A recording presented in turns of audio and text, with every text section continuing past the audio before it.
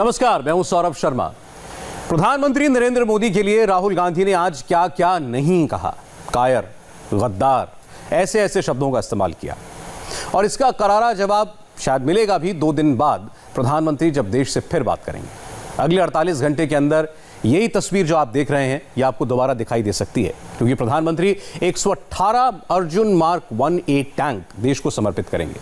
ये टैंक पूरी तरह मेड इन इंडिया होंगे और सेना की ताकत बढ़ाने वाले होंगे।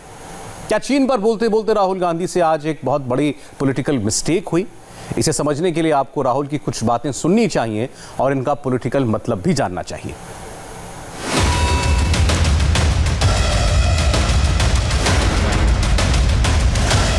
राहुल गांधी ने किसे गद्दार कहा? This is absolute 100% cowardice. Rahul Gandhi ने किसे कायर कहा? चीन पर राहुल गांधी का 40वां ट्वीट आया। इससे पहले 39 बार राहुल चीन की बीन बजा चुके हैं। राहुल जब चीन चीन चिल्ला रहे हैं, उस वक्त लद्दाख में क्या हो रहा है, सबसे पहले उसकी तस्वीरें देख लेते हैं। लद्दाख की बर्फीली चोटियों पर ड्रैगन की आंखों में आंखें डालकर खड़े हिंदुस्तान की सेना के आगे चीन की हेकड़ी धुआं धुआं हो गई। ये वीडियो उसका सबूत है। चीन जिस तेजी से पीछे भाग रहा है, उसकी रफ्तार देखकर दुनिया दंग है। 24 घंटे के अंदर चीन के 200 टैंक उल्टे पांव अपने बैरक में लौटे। फ्रंट लोकेशन पर सैनिकों को लाने वाले 100 आर्मर्ड व्हीकल पीछे हटे। चाइनीज आर्मी ने पीएलए के 10,000 सैनिकों को पीछे बुला लिया। जैसे जैसे ड्रैगन भाग रहा है, कांग्रेस अध्यक्ष राहुल गांधी का सवाल जाग रहा है। राहुल ने सुबह सुबह हड़बड़ी में प्रेस कॉन्फ्रेंस बुलाई और प्रधानमंत्री नरेंद्र मोदी पर रेडीमेड आरोपों का गोला दाग दिया। चाइना के सामने नरेंद्र मोदी ने अपना सिर झुका दिया, मत्था टेक दिया। हमारी जमीन फिंगर 4 तक है। नरेंद्र मोदी ने फिंगर 3 से फिंगर 4 की जमीन, जो हिंदुस्तान की पवित्र जमीन है, वो चाइना को पकड़ा दी है। यह पहली बात है। दूसरी बात, जो स्ट्रेटेजिक एरिया है डेप्सांग प्लेन्स का, जहां चाइना अंदर आया है, उसके बारे में एक शब्द नहीं बोला डिफेंस मिनिस्टर ने। वहां बैठे हुए हैं।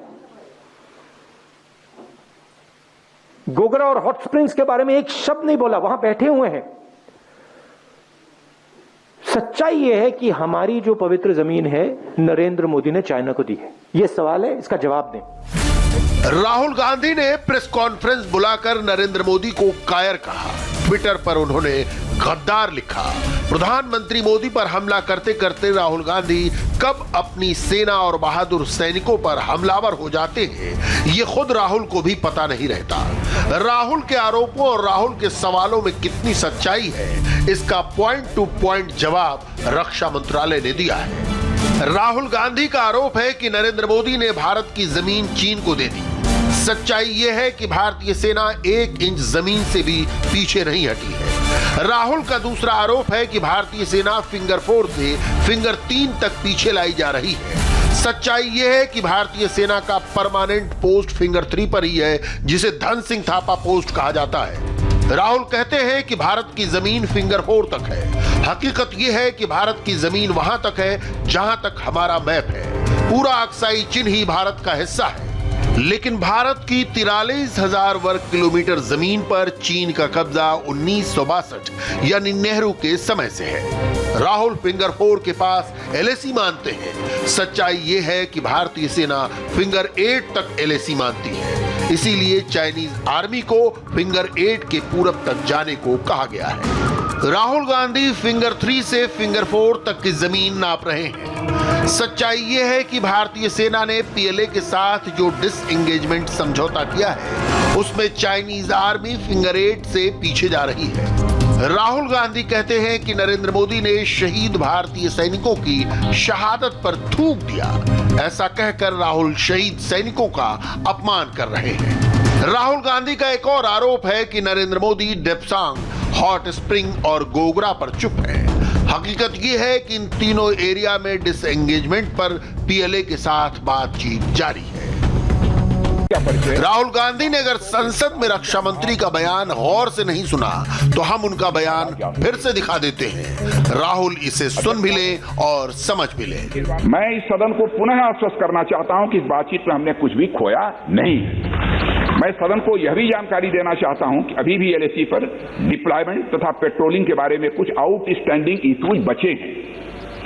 इन पर हमारा ध्यान आगे की बातचीत में रहेगा। दोनों पक्ष इस बात पर सहमत हैं कि बाइलेटरल एग्रीमेंट्स तथा प्रोटोकॉल के तहत पूर्ण डिसएंगेजमेंट जल्द से जल्द कर लिया जाए। यह सहमति बनी है। अब तक की बातचीत के बाद चीन भी देश की संप्रभुता की रक्षा के हमारे संकल्प से अवगत है। संसद में मोदी सरकार के रक्षा मंत्री ने जो आधिकारिक बयान दिया उसका एक एक शब्द ठोक बजाकर जांच परख करने के बाद दिया गया। संसद में दिए गए सरकार के बयान को ही राहुल अगर सुन लेते तो ऐसे बचकाना सवाल नहीं उठाते। राहुल गांधी ना तो प्रधानमंत्री की सुनते हैं न रक्षा मंत्री की सुनते हैं, न संसद में दिया गया सरकार का बयान सुनते समझते हैं और न ही रक्षा मंत्रालय की बातों पर यकीन करते हैं। सरकार को सेना पर भरोसा है, पूरे देश को सेना पर यकीन है, लेकिन राहुल गांधी सेना की बातों पर भी रत्ती भर यकीन नहीं करते। अगर वो सेना पर भरोसा करते तो लद्दाख के बारे में झूठ नहीं फैलाते। राहुल ने पेंगोंग लेक के फिंगर एरिया पर झूठ फैलाया। पेंगोंग लेक के दक्षिण में कैलाश रेंज पर भी राहुल ने झूठ बोला। वायनाड के कांग्रेस सांसद कहते हैं कि डिसएंगेजमेंट के नाम पर पेंगोंग लेक के दक्षिण में कैलाश रेंज से भारतीय सेना वापस बुलाई जा रही है। राहुल के इन आरोपों में कोई सच्चाई नहीं, क्योंकि कैलाश रेंज पर भारतीय सेना ने स्ट्रेटेजिक पोजीशन ली है, वो भारतीय क्षेत्र में है, इसलिए वहां से सेना की वापसी का कोई कमिटमेंट सरकार ने नहीं किया। और जो ये जो गर्मा गर्मी है उसको थोड़ा ठंडा करने के लिए ये माना गया है कि इस इलाके के अंदर हम दोनों नहीं पेट्रोल करेंगे, लेकिन ये जो है एक टेम्पररी एक कार्रवाई है। ये नहीं कि ये परमानेंटली हम पेट्रोल नहीं करेंगे, इस प्रकार का कोई समझौता नहीं है।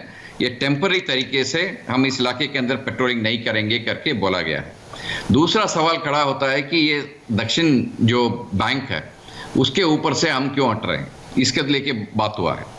अगर हम इस प्रकार का देखते हैं तो हम पूछते हैं चीन को अगर हम बोलते हैं टी स्टेटस को एंटी जो स्टेटस अप्रैल के पहले तक था उस इलाके तक वापस जाना है तो वो अकेला नहीं हो पाएगा, दोनों साइड को वो करना पड़ेगा। ये आपको ध्यान में रखना चाहिए। लास्ट बात मैं ये कहना चाहूँगा कि इस प्रकार का डिसएंगेजमेंट होने के बावजूद भी उस इलाके के ऊपर हम निगरानी रखेंगे ताकि इस प्रकार का दोबारा चीन का जो फौज है वो उस इलाके के अंदर जल्दी से ना आ पाए। भारतीय सेना की वापसी के बारे में सरकार ने नहीं बताया। संसद में रक्षा मंत्री ने ऐसा बयान नहीं दिया। भारतीय सेना ने इस बारे में कुछ नहीं कहा। तो राहुल ने किस आधार पर ऐसा दावा किया? क्या राहुल को चीन ने बताया? क्या राहुल को पाकिस्तान ने समझाया? क्या राहुल चीन और पाकिस्तान पर ही यकीन करेंगे? डिसएंगेजमेंट पर चीन की हेडलाइंस भी देखेंगे तो राहुल गलत साबित होंगे। चीन के सरकारी अखबार ग्लोबल टाइम्स ने भी भारत का तिरंगा लगाकर हेडलाइन बनाई है। हेडलाइन से पता चल जाता है कि पीछे लौटकर चीन को कितना सुकून हो रहा है। चीन का सरकारी टीवी चैनल भी डिसएंगेजमेंट को सही दिशा में उठाया गया कदम बता रहा है।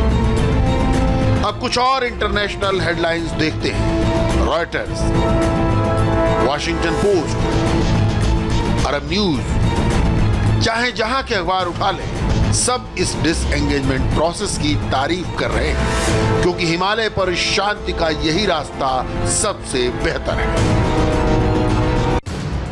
पेंगोंग लेक एरिया में एलएसी पर चाइनीज आर्मी का तंबू उखड़ चुका है। चाइनीज टैंक रिवर्स गियर लगाकर फिंगर 8 से पूरब की ओर जा रहे हैं। पेंगोंग लेक के उत्तर में फिंगर 4 से फिंगर 8 तक का एरिया चीनी सैनिकों से खाली हो रहा है। रेचिल्ला, मुखपरी और स्पांगुर गैप से चाइनीज आर्मी पीछे भाग गई है। चीनियों ने पहाड़ खोदकर जो बंकर बनाए थे उनको वो खुद ही नष्ट कर रहे हैं। सबसे पहले चीन के T-96 टैंक ने बैक गियर लगाया। चीन इस टैंक को ZTZ-96 भी कहता है। इसके बाद चीन के दूसरे हल्के टैंक ZT-15 ने भी यू टर्न ले लिया।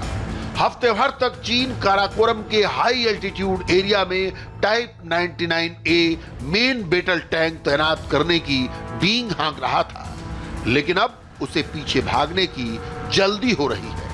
चाइनीज आर्मी के पीछे जाने वाली इन तस्वीरों पर राहुल गांधी के अलावा एक और मुल्क को टेंशन हो रही है, वो है पाकिस्तान। पाकिस्तान में चाइनीज आर्मी के पीछे जाने की हेडलाइन भी बन रही है और इस पर डिबेट भी हो रही है। पाकिस्तान इस कदर घबराया हुआ है कि उसे अमेरिका, क्वाड और साउथ चाइना सी के सपने आ रहे हैं। क्वाड का नाम अगर आपने सुना हो, इसमें 5 ममालिक आते हैं। एक ऑस्ट्रेलिया, जापान, इंडिया, यूएसए और इसके साथ साथ फ्रेंच। ये 5 ममालिक है क्वाड में। जो बाइडेन क्वाड को यूज करके चाइना की तरफ बढ़ रहा है। अगर ये 4-5 ममालिक आपस में इनके ताल्लुकात बेहतर हो तो अमेरिका इनको इस्तेमाल करके चाइना की तरफ उन्हें तंग कर सकता है। उन्हें तंग क्यों करेगा? क्योंकि चाइना को इस मामले पर वो मसरूफ रखना चाहते हैं कि इंडिया से नजरें हट जाए। एक दिन पहले कॉल पे बात होती है जो बाइडेन के नरेंद्र मोदी से। उसके बाद ये डेवलपमेंट सामने आती है कि जो अमेरिका की अपनी फ्लीट शिप्स है वो चाइना की हुदूद में भेजते हैं। जो साउथ सी है, चाइना साउथ सी, वहां पर ये वायलेट करते हैं। पाकिस्तान घबराया हुआ है कि भारत ने अमेरिका के साथ मिलकर ऐसा चक्रव्यूह बना लिया है कि चीन भी छटपटा रहा है। मोदी जो बाइडेन से फोन पर बात कर लेते हैं तो भी पाकिस्तान की नींद उड़ जाती है। पाकिस्तान में टीवी पर क्या क्या चल रहा है, इसका दूसरा सैंपल देखते हैं। चाइना ने अगले 3 साल भारत से ऐसी जंग लड़ने का मंसूबा बनाया है जो उसने 1962 में लड़ी थी। अब सवाल यह पैदा होता है कैसे? ये 1962 तो है नहीं, 2021 है। तो भारत तो इतने हथियार खरीद रहा है, वो चाइना को भी नुकसान पहुंचाएगा। चाइना तो किसी सूरत नहीं चाहेगा। लद्दाख में चीन के पीछे होने से जितना पाकिस्तान घबराता है, उससे ज्यादा राहुल गांधी घबराते हैं। इसीलिए चीन पर सवाल पूछने के बहाने वो नरेंद्र मोदी पर निजी हमले करते हैं। राहुल गांधी कभी नरेंद्र मोदी को डरपोक कहते हैं, कभी सरेंडर मोदी कहते हैं, कभी कायर कहते हैं। आज तो उन्होंने हद कर दी जब नरेंद्र मोदी के लिए गद्दार लिख दिया।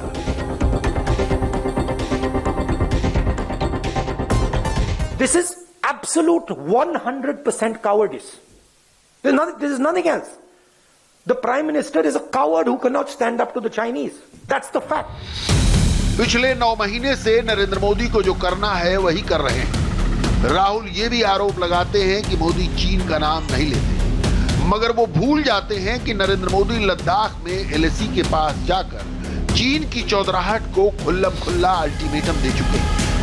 राहुल अगर इन तस्वीरों को भूल रहे हैं तो हम दिखा देते हैं। विस्तारवाद की जीत जब किसी पर सवार हुई है, उसने हमेशा विश्व शांति के सामने खतरा पैदा किया है। और साथियों, ये न भूले, इतिहास गवाह है कि ऐसी ताकतें मिट गई हैं या मुड़ने के लिए मजबूर हो गई है। चीन के साथ डिसएंगेजमेंट बहुत संजीदा और पेचीदा मसला है। यह सियासत का टॉपिक नहीं है। देश की सुरक्षा से जुड़े मुद्दे पर सेना और रक्षा मंत्रालय के बयान पर ही यकीन किया जा सकता है। राहुल गांधी जितनी जल्दी ये सीख लें, उतना ही उनकी पार्टी के लिए अच्छा होगा और देश के लिए। राहुल गांधी को इन शब्दों का पूरा जवाब चेन्नई में मिलेगा। अभी पता चला है कि 14 फरवरी को प्रधानमंत्री चेन्नई में होंगे और वहां वो 3 घंटे रहेंगे। वहीं पर प्रधानमंत्री 118 अर्जुन टैंक सेना को सौंपेंगे। वहां मोदी की एक छोटी सी स्पीच भी होगी। रविवार को क्या होने वाला है उसकी एक एडवांस रिपोर्ट देखिए। टैंक पर सवार प्रधानमंत्री नरेंद्र मोदी की यह तस्वीर किसी ने नहीं भूली होगी। दिवाली के दिन पाकिस्तान के बॉर्डर से सिर्फ 15 किलोमीटर दूर लोंगोवाला पोस्ट पर पीएम मोदी के इस अंदाज को देखकर हर भारतवासी का सीना गर्व से चौड़ा हो गया था। पीएम मोदी अर्जुन टैंक पर सवार थे, देश में बने सबसे पावरफुल अर्जुन टैंक पर। किसी जांबाज टैंक मैन की तरह अर्जुन टैंक पर अपने फौलादी इरादों के साथ सवार पीएम मोदी को देख देश के दुश्मनों का कलेजा कांप गया था। अब 48 घंटे बाद एक बार फिर देश के बाहर दुश्मनों का कलेजा कांपने वाला है, तो देश के अंदर मोदी की राष्ट्रनीति पर सवाल उठाने वाले राहुल गांधी को जवाब मिलेगा। रविवार को पीएम मोदी मुख्य युद्धक टैंक अर्जुन MK-1A को सेना को सौंपेंगे। MK-1A मॉडल अर्जुन टैंक का सबसे आधुनिक वर्जन है, जिस पर मेड इन इंडिया की मोहर लगी है। रक्षा मंत्रालय में हुई हाई लेवल मीटिंग में यह फैसला हुआ कि प्रधानमंत्री नरेंद्र मोदी कुल 118 MK-1A टैंक सेना को समर्पित करेंगे, जिनकी कीमत 8400 करोड़ रुपए है। 118 टैंक के शामिल होने से आर्मर्ड कोर में 2 रेजिमेंट बढ़ जाएंगे। इनके सेना में शामिल हो जाने से आर्मी की ताकत को और बुलंदी मिलने वाली है। 14 फरवरी को पीएम मोदी चेन्नई में अर्जुन टैंक MK-1A को सेना को सौंपेंगे। आगे बढ़ते हैं। बंगाल चुनाव की चर्चा दिल्ली में सबसे ज्यादा है, क्योंकि आज राज्यसभा के अंदर एक बहुत बड़ा उलटफेर हुआ। दीदी के करीबी दिनेश त्रिवेदी बीजेपी में जा सकते हैं। राज्यसभा में आज उन्होंने बड़े ड्रामेटिक तरीके से इस्तीफा दे दिया, और उतने ही ड्रामेटिक तरीके से उनकी बीजेपी में एंट्री भी हो सकती है। ये पूरा खेल कैसे हुआ, ये समझिए। मैं आज यहाँ से इस्तीफा दे रहा हूँ और आज दोपहर में दीदी के करीबी त्रिवेदी ने इस्तीफा दिया और शाम होते होते पीएम मोदी से मिलने के कयास शुरू हो गए। दीदी की पार्टी में आज इस्तीफों का बवंडर फिर उठ खड़ा हुआ। राज्यसभा में दिनेश त्रिवेदी ने इस्तीफा दे दिया। दिनेश त्रिवेदी का इस्तीफा दीदी को जोर का झटका देने वाला था। इस्तीफा देने से पहले त्रिवेदी ने संसद में जो कहा, उसके बहुत बड़े मायने हैं। हमारे प्रांत में जिस प्रकार से लोकतंत्र में कुछ भी हो, तो मुझे यहाँ बैठा बैठा बड़ा अजीब लग रहा है कि मैं करूँ क्या। हम आते हैं उस देश से जहाँ रविन्द्रनाथ टैगोर, सुभाष चंद्र बोस, खुदीराम, असल में हम जन्मभूमि के लिए ही है और कुछ नहीं। और मुझसे ये देखा नहीं जा रहा कि हम करें तो क्या सीमित है। एक पार्टी में है तो पार्टी की डिसिप्लिन है, और I am grateful to my party that they have set me here. मगर मुझे अब थोड़ी घुटन महसूस होती है कि हम कुछ कर नहीं पा रहे। उधर अत्याचार, तो मेरी आत्मा की आवाज आज ये कह रही है, और वो स्वामी विवेकानंद जो कहते थे, arise awake and stop not till the goal is reach. तो आज मुझे आत्मा ये कह रही है कि यहां बैठे बैठे यदि आप चुपचाप रहो और कुछ नहीं कह सकते हो, उससे अच्छा है कि यहां से आप त्यागपत्र दो और जाके बंगाल की भूमि में इसके लिए भी आज सारा बोझ उतर चुका था। महीनों से जब्त भड़ास सच के शब्दों में बाहर आ चुका था। संसद से घर पहुंचे तो शंखनाद करने लगे। त्रिवेदी जी की लाइन लेंथ आज टीएमसी की लाइन लेंथ से बिल्कुल जुदा हो चुकी थी। जब उसे अपनी अंतरात्मा की आवाज सुनाई देती है। सर, मेरे जीवन में भी आज ऐसी ही घड़ी आई है। अब मैं यहां बैठकर सोच रहा था कि हम राजनीति में क्यों आते हैं। देश के लिए आते हैं, सबसे सर्वोपरि होता है देश। अभी 2 दिन पहले बस 2 मिनट, माननीय प्रधानमंत्री और गुलाम नबी आजाद दोनों, एक सत्ता पक्ष एक विपक्ष, मगर अपनी भावना देश के लिए थी। सर, आज मेरे जीवन में भी ऐसी घड़ी आई है। वो जब रेल मंत्री थे सर, उस दिन भी मेरे जीवन में ऐसी ही घड़ी आई थी, जब निर्णय करना पड़ा कि देश बड़ा है, पक्ष बड़ा है, कि खुद अपने आप बड़े हो। आज भी जब देखते हैं कि देश की क्या परिस्थिति, पूरी दुनिया हिंदुस्तान की तरफ देखती है। कोविड का भी जब हुआ, दुनिया देख रही थी कि किस प्रकार हिंदुस्तान आगे निकलेगा। बहुत अच्छी तरह सबने मिलकर, जैसे प्रधानमंत्री ने बताया कि 130 करोड़, मगर नेतृत्व उनका था। दिनेश त्रिवेदी जैसे लीडर का दम पार्टी में क्यों घुट रहा था? क्यों त्रिवेदी जी दीदी को बाय बाय बोलकर चले गए, और गए तो उनका अगला ठिकाना क्या होगा, इस पर अटकलें तेज हो गई। इसी बीच बीजेपी के बंगाल प्रभारी कैलाश विजयवर्गीय का एक बयान आया, जिसके पीछे शायद एक हिडन मैसेज था। जो व्यक्ति अच्छा है, ईमानदार है, ईमानदारी से प्रदेश की सेवा करना चाहता है, देश की सेवा करना चाहता है, समाज की सेवा करना चाहता है, उसका टीएमसी में कोई सम्मान नहीं, और टीएमसी में वह रह ही नहीं सकता। और विशेषकर बुआ, पीसी और बाइको के अहंकार के कारण कोई भी स्वाभिमानी व्यक्ति टीएमसी में नहीं रह सकता। मुझे लगता है कि दिनेश जी ने बहुत देर कर दी। मुझे तो साल भर पहले एक बार एयरपोर्ट पे मिले थे, तब उन्होंने कहा था कि बहुत खराब स्थिति है, मैं बिल्कुल काम नहीं कर पा रहा हूँ। अब दिनेश त्रिवेदी ने पार्टी क्यों छोड़ी, इसे समझिए। पार्टी में कोई उनकी सुन नहीं रहा, फोन करने पर कोई फोन नहीं उठाता। बंगाल में कट मनी कल्चर और भ्रष्टाचार वाली नीति से परेशान हो चुके थे। उनका आरोप है कि टीएमसी में सीनियर नेताओं को राजनीति सीखने वाले लोग हाँक रहे हैं। टीएमसी एक कॉर्पोरेट के हाथ में आ गई है। मां माटी मानुष वाली पार्टी में कॉर्पोरेट कल्चर हावी हो गया है, यानी उनका इशारा प्रशांत किशोर की तरफ था। उन्होंने बिना नाम दिए अभिषेक बैनर्जी को भी टारगेट पर लिया। मेरे लिए तो बड़ा अच्छा होता कि 5.5 साल पड़े हैं, आराम से रहो, बड़ा बंगला है दिल्ली में। मगर हम लोग जब सार्वजनिक जीवन में आते हैं तो इसीलिए नहीं आते, और जब इतना वायलेंस होता है, करप्शन होता है, और हम हमेशा, हमारा इतिहास रहा है कि वायलेंस के खिलाफ हमने बोला है। आपको ये राइट टू इन्फॉर्मेशन आया जब हम वोरा कमेटी के लिए गए थे सुप्रीम कोर्ट में, तो हम आज कोई नई बात नहीं करते, पर अब हम चुपचाप यहाँ बैठे। फिर अब आपका नेक्स्ट और नहीं, तो स्थिति इसीलिए आई कि हम कहाँ बात करें, किसी के पास समय नहीं है। तो आप किससे दुखी थे? किसी के पास समय नहीं है। नहीं तो आप अब जब पार्टी चली जाती है कोई कॉर्पोरेट प्रोफेशनल के हाथ में, वो ही पार्टी चलाते हैं, तो हम बात किससे करें? और उनके पास, किसी के पास समय नहीं है। और जिसको राजनीति का र क ख नहीं पता है, वो हमारे नेता बन जाते हैं। अब तो ऐसी परिस्थिति में आदमी करे तो करे क्या? कुछ ही दिनों पहले राजीव बनर्जी और रतन शुक्ला ने भी इस्तीफा दिया। उससे पहले शुवेंदु अधिकारी ने इस्तीफा देकर दीदी की मुसीबत बढ़ा दी थी। अब वो काम करना चाहते हैं बंगाल के लिए, उनका दम घुट रहा था। ये बात तो हम पहले बोल चुके थे कि वहाँ काम करने का लायक परिवेश नहीं है, कोई सज्जन व्यक्ति वहाँ टिक नहीं सकता है। आज वही बात साबित हो रही है। अगर दिनेश जी को कुछ काम करना है बंगाल के लिए, भाजपा तैयार है उनको साथ लेके काम करने के लिए। आइए, हाथ बढ़ाइए, बंगाल को सोनार बंगला बनाएंगे। लेकिन टीएमसी नेताओं तक दिनेश त्रिवेदी के पार्टी छोड़ने की खबर जैसे ही पहुंची, सारे नेता उन्हें हारा हुआ कैंडिडेट बताने में लग गए। दिनेश त्रिवेदी जैसे लीडर की क्या मेरा मालूम नहीं, लेकिन ये मेरा मालूम है वो डिफीट हुए थे।